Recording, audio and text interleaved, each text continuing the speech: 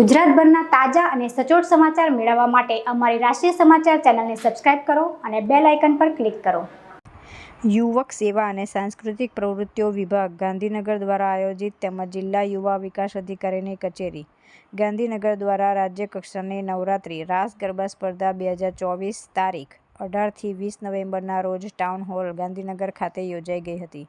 તેમાં સપ્તધ્વનિ સંગીત વર્ગ એન્ડ કલાવૃંદ, વરાછા રોડ, સુરતનો અર્વાચીન ગરબો ડોક્ટર હેમાંગ વ્યાસ લિખિત અને સ્વરાંકન કરેલો ગરબો સમગ્ર રાજ્ય કક્ષાએ તૃતીય ક્રમ પ્રાપ્ત કરેલ છે. સમગ્ર દક્ષિણ ગુજરાતમાંથી એકમાત્ર ગ્રુપ રાજ્ય કક્ષાએ નંબર પ્રાપ્ત કરીને સમગ્ર દક્ષિણ ગુજરાતનું નામ રોશન કર્યું છે. હાર્મોનિયમ પર ડોક્ટર હેમાંગ વ્યાસ, રિધમમાં ઓમ વ્યાસ, વાંસળી પર સંજીવભાઈ ધારૈયા, વાયોલિન પર ગૌરવ પટેલે સાથ આપ્યો હતો.